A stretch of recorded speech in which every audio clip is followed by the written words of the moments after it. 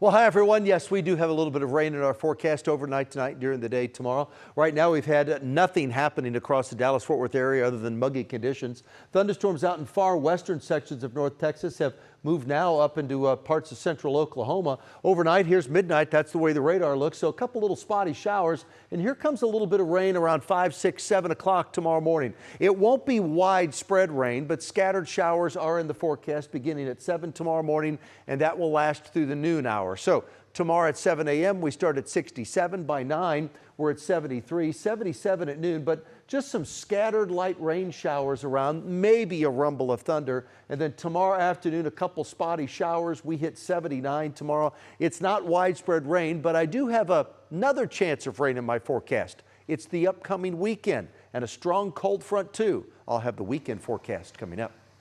Make sure you have WFAA Plus. Our meteorologists will keep you updated throughout the night as the weather moves in. They'll have updates as needed, and you can track live radar anytime. Download our free streaming app to your TV. And join us for Daybreak tomorrow morning as Greg and Mariel track the weather and Erica keeps an eye on traffic for your morning commute. Daybreak begins at 5 a.m. Audrey Nguyen. Blake Laterno. Emerson Udome. Well, it's the moment that students and their families have been working towards for 13 years. And now one of the most personal aspects of high school graduation is going high tech. But not without a fight. Tonight, Jobin Paniker shows us how students are banding together to keep a decades-old tradition alive. When Avery Cousins graduates high school in May, it will be a moment to remember. But maybe not how she'd like. It really sunk in how wild this decision was. The decision by Plano ISD to use AI, artificial intelligence, to announce the names at all high school graduations.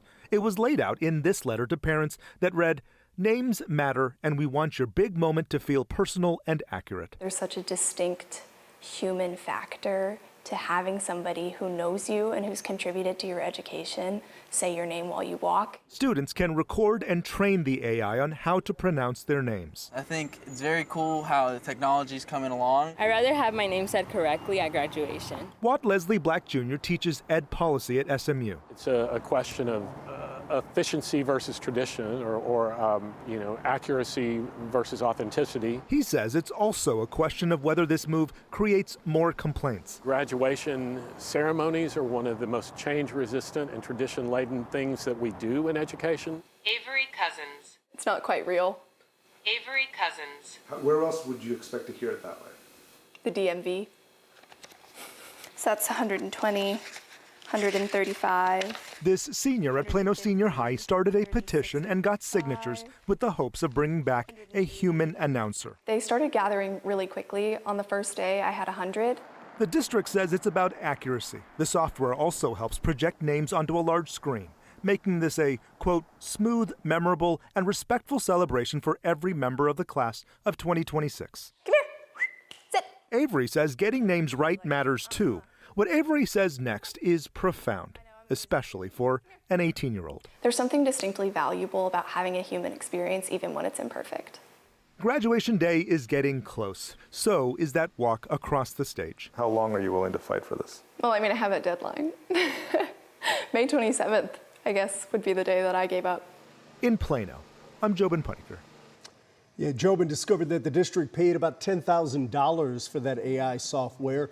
We're putting our full interview with Avery Cousins on demand on WFAA Plus. A special board meeting just wrapped up in Fort Worth ISD. School leaders were weighing a new instructional model that could impact students and teachers across the district. Adriana de Alba just stepped out and has the results for us. What happened, Adriana? Hey, tonight, deep discussions on a major overhaul for Fort Worth ISD up against this new school board, a decision that would have prevented or terminated contracts for teachers and staff. But just now that meeting wrapped up, and tonight the board decided no decision on that item for tonight. District leaders did, however, approve a reduction in force for certain campuses, including those that previous district leadership had already planned to close. District leaders previously said teachers and support staff that could lose their jobs would find out as early as tonight, but again, no decision on that front. The proposal included changes to campus organization as the district moves forward under new leadership and a state-driven turnaround plan. District leaders presented this tonight, saying that the plan, the so-called Elevate plan, is needed to address declining enrollment, improve efficiency, and shift resources to campuses that need more support at this point. Tonight, district leaders also unveiled that new instructional model called Elevate that I just mentioned, designed to boost student outcomes. Parents urged the new school board to press pause on terminating those contracts. Tonight, we ask that you do not approve reductions in force and instead set your district guardrails with community input first. A reorganizational change carries weight, real weight. The superintendent saying the goal here is improving student achievement. If we do not act now, we're going to miss this window of opportunity. Also tonight, district leaders voted yes to change the school year's academic calendar for this school year. So previously, the district was going to add additional school days for some struggling campuses. That will no longer happen. And today, a glimpse of some of the first changes that could come down as this new board is under state leadership. Live in Fort Worth, I'm Adriana De Alba. Well, the trial of Athena Strand's killer is now in the punishment phase, and tomorrow it will focus on the DNA evidence that's been collected. Today, prosecutors showed video from inside the FedEx truck Tanner Horner was driving the day before the little girl disappeared. He delivered a package to Wise County Constable Kevin Huffman while his two little girls were outside. The jury also heard from an FBI cyber expert who found searches for the location where Athena's body was found. Two women also took the stand to accuse Horner of sexually assaulting them when he was in his 20s. They were only 16 at the time, so we blurred video of that testimony to protect their identities. I have been struggling mentally. It has been very hard on me. I have felt guilt due to the fact that if I had reported, things may not have happened to other people. Neither reported the incident to police until after Horner was arrested, but both of them say they regret not speaking up sooner. The trial continues tomorrow, and you can watch gavel-to-gavel coverage starting at 8:30 on WFAA+. Senior investigative reporter Tanya Iser is joined by a panel of legal experts to break down the testimony each day. Tonight, we have new information about what went wrong at Camp Mystic and new insight into the emotional fallout from the deadly flooding last 4th of July. Cole Sullivan reports on the court case that could decide what happens next. In a case about Camp Mystic, the facts that all agree on are the most horrible. 27 girls dead, the body of one still missing, after a wall of water crashed through the Kerr County Girls Camp before dawn on the 4th of July. It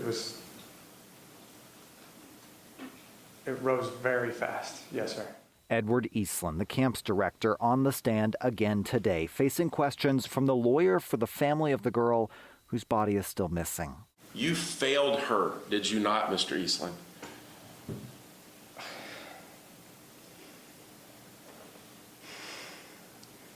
I wish we had more information.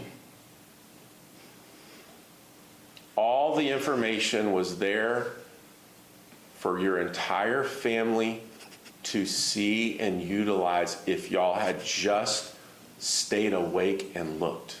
The family of Seal Stewart argues the camp should not be allowed to open this summer. It is so clear that they are incapable of keeping children safe and don't even want to be there. Eastland testified he didn't get enough warning and didn't decide to evacuate until it was too late. He says he ended up clutching to campers and surviving the flood from a tree. We did not expect what was going to happen, no, sir. The camp says nearly 900 girls have registered to attend this summer. But Lieutenant Governor Dan Patrick has publicly opposed granting it a license to open until the facts are in, these investigations resolved, and the state can ensure campers are safe this summer. Now, an Austin judge could decide what happens next for Camp Mystic.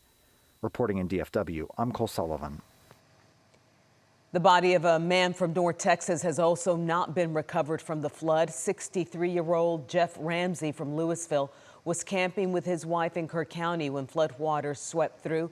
Tanya Ramsey also died in the flood.